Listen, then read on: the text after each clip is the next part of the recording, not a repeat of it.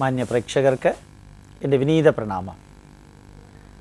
ഭാരതീയ ചിന്താധാരകളുടെ വിവിധ വശങ്ങളെക്കുറിച്ചും സന്ദേശങ്ങളെക്കുറിച്ചും നമ്മൾ കേട്ടുകൊണ്ടിരിക്കുകയാണ്. ഈ ഭാരതീയ പൈതൃകം എത്രയാ ഉള്ളത്? ഒരു ചെറിയ കഥ പറയാറുണ്ട്. വേദത്തിലുള്ള കഥയാണത്. സാധാരണ വേദത്തിൽ കഥ വരാറില്ല. ഇതൊരു കഥയാണ് വേദത്തിലുള്ളത്. ഭരദ്വാജ മഹർഷി ബ്രഹ്മാവിനെ തപസ് ചെയ്ത് ബ്രഹ്മാവിനോട് പറഞ്ഞു അത്രേ, ഒരു 2 ജന്മവും കൂടി എനിക്ക് വേണമെന്ന്. അപ്പോൾ ബ്രഹ്മാവ് ചോദിച്ചു, ഇപ്പോൾ ഉള്ളതടക്കം 3 ജന്മമാണല്ലേ ഉദ്ദേശിച്ചതെന്ന്. ഭരദ്വാജൻ പറഞ്ഞു അതേന്ന്. അവിടെ നിന്ന ഭരദ്വാജനോട് പറഞ്ഞു, എന്തിനു വേണ്ടിയിട്ടാണ് ഈ 3 ജന്മം നിനക്ക് വേണ്ടത്? അപ്പോൾ ഭാരതത്തിലെ വേദഗ്രന്ഥങ്ങളും പൈതൃക ഗ്രന്ഥങ്ങളും പഠിച്ച് വ്യാഖ്യാനം എഴുതാനാണ് എനിക്ക് 3 ജന്മം വേണ്ടത്. ഉടനെ ബ്രഹ്മാവ് പറഞ്ഞു അത്രേ, ഇപ്പം നിൽക്കുന്ന സ്ഥലത്ത് നിന്ന് പുറകോട്ടൊന്ന് തിരിഞ്ഞു നോക്കുക. അപ്പോൾ ഭരദ്വാജ മഹർഷി നിന്ന സ്ഥലത്ത് നിന്ന് 180 ഡിഗ്രി തിരിഞ്ഞ് പുറകോട്ട് നോക്കി. ഭരദ്വാജൻ അറിയാൻ പുറകിൽ എന്താണെന്ന്. 3 വലിയ പർവ്വതങ്ങളാണ്. അത് ഭരദ്വാജൻ തിരിച്ച് ബ്രഹ്മാവിനോട് പറഞ്ഞു, 3 പർവ്വതങ്ങളുണ്ട്. പ്രജാപതി, എന്താണ് അങ്ങ് ഉദ്ദേശിച്ചത്? നീ ചെന്ന് അവിടെ ചെന്ന് 3 പിടി മണ്ണ് കൊണ്ടുവരിക. ശരി, ഓരോ പർവ്വതത്തിൽ നിന്ന് മണ്ണ് കൊണ്ടുവരിക. അദ്ദേഹം അവിടെ ചെന്ന് 3 പിടി മണ്ണ് കൊണ്ടുവന്ന് ബ്രഹ്മാവിൻ്റെ മുമ്പിൽ വെച്ചു. ബ്രഹ്മാവ് പറഞ്ഞു, ഇനി നീ കൊണ്ടുവന്ന് വെച്ച ഓരോ പിടി മണ്ണിലേക്ക് നോക്കുക, എന്നിട്ട് തിരിച്ച് പർവ്വതത്തിലേക്ക് നോക്കുക. ഭരദ്വാജൻ അപ്രകാരം തന്നെ ചെയ്തു. ഇത് വേദമന്ത്രത്തിലൂടെ പറയുന്ന ഒരു വരിയാണത്. ഞാൻ അതിൻ്റെ മലയാളം പറയുന്നു എന്ന് മാത്രം. ഇതിന് ശ്രുതിയോടുകൂടിയാണ് പറയുക. വെറുതെ പുരാണങ്ങൾ പറയുന്ന മാതിരി പറയല്ല, വളരെ ഭംഗിയായുള്ള ശ്രുതിയോടുകൂടിയാണ് പറയുക. എന്നിട്ട് ഭരദ്വാജൻ അപ്രകാരം കൊണ്ടുവന്ന് വെച്ച മണ്ണിൻ്റെ പിടിയിൽ നോക്കി, അതേപോലെ പർവ്വതത്തിലേക്ക് നോക്കി. എന്നിട്ട് ബ്രഹ്മാവിനോട് ചോദിച്ചു, അവിടെ നിന്ന് എന്താണ് ഇനി കൽപ്പിക്കാൻ പോകുന്നത്? അപ്പോൾ ബ്രഹ്മാവ് പറഞ്ഞു, നിൻ്റെ കയ്യിലുള്ള ആകെ അറിവ്, ഈ ജന്മത്തിൽ നിനക്ക് നേടാൻ സാധിച്ച അറിവ് 1 പിടി മണ്ണിൻ്റെ അത്രയുമാണ്. ഇനി 3 ജന്മം നിനക്ക് കിട്ടിയാൽ 3 പിടി മണ്ണിൻ്റെ അത്രയും അറിവേ നിനക്ക് ലഭിച്ചിട്ടുള്ളൂ. നിനക്കറിയാനുള്ളത് ആ പുറകിൽ നോക്കിയാൽ ആ മലയിൽ കാണുന്ന ആ മലയിൽ എത്ര മണ്ണുണ്ടോ അത്രയുമാണ് നിനക്ക് അറിയാനുള്ളത്. ഇനി എത്ര ജന്മം നിനക്ക് വേണം എന്ന് ചോദിച്ചോല്ല. ഉടനെ ഭരദ്വാജൻ മറുപടി പറഞ്ഞു, ഇനി എനിക്ക് 1 ജന്മവും വേണ്ട, ഈ ജന്മം മാത്രം മതിയെന്ന്.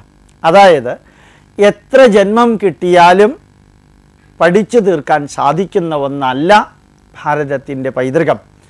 ഇതൊരിക്കലും ഒരു അതിശയോക്തിയായിട്ടല്ല ഞാൻ പറയുന്നത്. കഴിഞ്ഞ 10-25 വർഷങ്ങളായി ഈ നാടിൻ്റെ പൈതൃകത്തിൻ്റെ ഒരംശം പഠിക്കാൻ ശ്രമിച്ചിട്ട് അതിൻ്റെ 7 അയൽവക്കത്ത് പോലും എത്തിയിട്ടില്ല. ചിലപ്പോൾ ചിലരെന്നോട് പറയാറുണ്ട്, അങ്ങക്ക് ഭാരതീയ പൈതൃകത്തിൻ്റെ വളരെയധികം കാര്യങ്ങളറിയാം, അങ്ങൊരു പണ്ഡിതനാണ്. അത് കേൾക്കുമ്പോൾ തന്നെ മനസ്സിനകത്ത് ഉറക്കെ ചിരിക്കാറുണ്ട്. അപ്പോൾ അവർ ചോദിക്കും, എന്താ അങ്ങനെ ചിരിക്കുന്നത്? നമ്മളുടെ കയ്യിലുള്ള അറിവ് എന്ന് പറയുന്നത് 1/2 ബക്കറ്റ് വെള്ളം കടലിൽ നിന്നെടുത്ത് അത് കയ്യിൽ കൊണ്ടുപോകുമ്പോൾ നമ്മൾ കടലും കൊണ്ടാണ് പോകുന്നത് എന്ന് ആരെങ്കിലും പറഞ്ഞാൽ എങ്ങനെയിരിക്കും? ഒരു ബക്കറ്റിൽ പകുതി ബക്കറ്റ് വെള്ളം എടുത്ത് നടന്നു പോകുന്ന നമ്മളോട് പറയുകയാണ്, നിങ്ങൾ കടലും കൊണ്ടാണോ പോകുന്നതെന്ന് ചോദിച്ചാൽ അതിനെ എങ്ങനെയാണ് നമ്മൾ പ്രതികരിക്കുക? ചിരിക്കുകയല്ലാണ്ട് മറ്റൊന്നും സാധ്യമല്ല. കടലിൻ്റെ അത്രയും അഗാധമായി, കടലിൻ്റെ അത്രയും വിസ്തൃതമായ അറിവിൻ്റെ കൂമ്പാരമുള്ള ഒരു നാട്ടിൽ നിന്ന് എത്ര അറിവ് ശേഖരിക്കാൻ ശ്രമിച്ചാലും അത് ഒരംശമേ ആവുള്ളൂ. ഇത് ഭാരതത്തിൻ്റെ മറ്റൊരു പ്രത്യേകതയാണ്. ഏത് തട്ടിൽ നിൽക്കുന്ന വ്യക്തിക്കും, അദ്ദേഹം LKG ലെവലിലാണെങ്കിൽ അത്, 5ാം ക്ലാസ്സിലെ നിലവാരമുള്ള വ്യക്തിയാണെങ്കിൽ അത്, 10ാം ക്ലാസ് വരെ വിദ്യാഭ്യാസമുള്ളവരാണെങ്കിൽ അത്, MA ഡിഗ്രി, എന്താ MAയുടെ ഫുൾ ഫോം? മാസ്റ്റർ ഓഫ് അജ്ഞാന. MA ഡിഗ്രി എന്ന് പറഞ്ഞു കഴിഞ്ഞാൽ അറിവില്ലായ്മ എത്രത്തോളം ഉണ്ടെന്ന് അറിയാൻ പറ്റുന്ന ഡിഗ്രിയാണ് MA വരെ എത്തുമ്പോൾ നമുക്ക് സാധിക്കുന്നത്. അത് കഴിഞ്ഞ് PhDയും DLiറ്റും എല്ലാം കഴിഞ്ഞവർക്ക് പഠിക്കാൻ ആവശ്യമുണ്ടെങ്കിൽ അങ്ങനെ, അതായത് ഏറ്റവും ചുവട്ടിലുള്ള വിദ്യാഭ്യാസ അറിവ് ഉൾക്കൊള്ളാൻ സാധിക്കുന്ന നിലവാരമുള്ളവൻ മുതൽക്ക് ഏറ്റവും മുകളിലുള്ള വ്യക്തിക്ക് വരെ പഠിച്ച് ഗവേഷണം നടത്തി വിശകലനം ചെയ്ത് ജീവിതത്തിൽ പകർത്താനോ മറ്റുള്ളവർക്ക് പറഞ്ഞു കൊടുക്കാനോ അല്ലെങ്കിൽ വ്യാഖ്യാനങ്ങൾ എഴുതാനോ സ്വാതന്ത്ര്യമുള്ള നിലവാരത്തിലുള്ള ചിന്താധാരകളുള്ള ഗ്രന്ഥങ്ങളാണ് ഭാരതത്തിലുള്ളത്. മനസ്സിലായില്ലല്ലോ അല്ലേ? അതായത് ഏറ്റവും ചുവട്ടിലെ വ്യക്തി മുതൽക്ക്, ഞാൻ ചുവട്ടിലെന്ന് പറയുമ്പോൾ അറിവ് ഉൾക്കൊള്ളാൻ സാധിക്കുന്ന നിലവാരത്തെക്കുറിച്ചാണ് ചുവട്ടിലും മുകളിലും എന്ന് പറഞ്ഞത്. ഏറ്റവും ലോവർ ഗ്രേഡിലുള്ള വ്യക്തി മുതൽക്ക് ഹയസ്റ്റ് ഗ്രേഡിലുള്ള വ്യക്തികൾ വരെ വായിച്ച് പഠിച്ച് വിശകലനം ചെയ്ത് ജീവിതത്തിൽ പകർത്തി ജീവിതത്തിൽ പകർത്താൻ ഉപദേശിച്ച് വ്യാഖ്യാനം എഴുതാൻ വരെ അവസരമുള്ള അഗാധതയുള്ള പരപ്പുള്ള ഗ്രന്ഥങ്ങളുടെ ഒരു സമാഹാരമാണ് ഭാരതീയ പൈതൃകത്തിൻ്റെ അടിത്തട്ട് എന്ന് പറയുമ്പോൾ. അപ്പോൾ വേദം പഠിക്കണമെന്ന് ആഗ്രഹമുള്ളവർക്ക് വേദം പഠിക്കാൻ സ്വാതന്ത്ര്യമുണ്ട്. തൃശ്ശൂരിലെ ഒരു പ്രഗത്ഭനായ വേദപണ്ഡിതനുണ്ടായിരുന്നു. നിങ്ങളിൽ ചിലർക്ക് അദ്ദേഹത്തിനെ അറിയാം.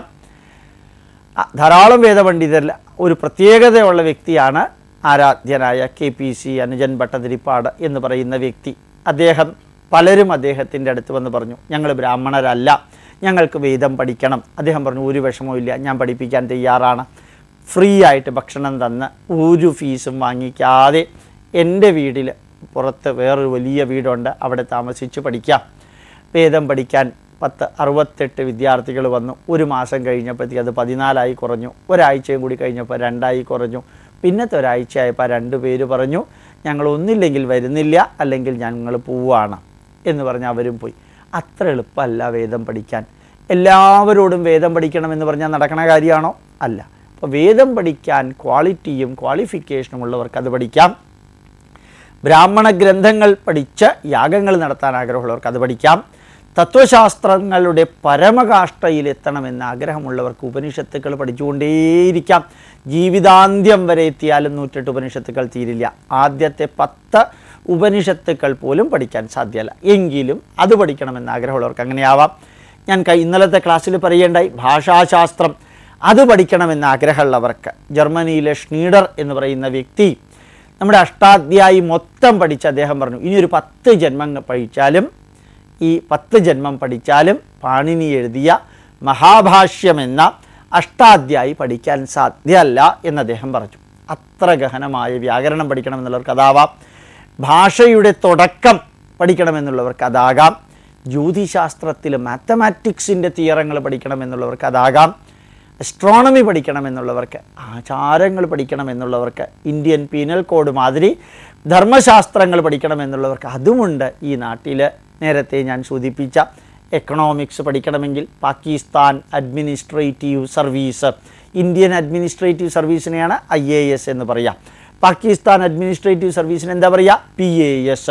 അതിൻ്റെ കമ്പൽസറി സബ്ജക്റ്റാണ് ചാണക്യൻ എഴുതിയ അർത്ഥശാസ്ത്രം എന്ന് പറയുന്ന ഗ്രന്ഥം.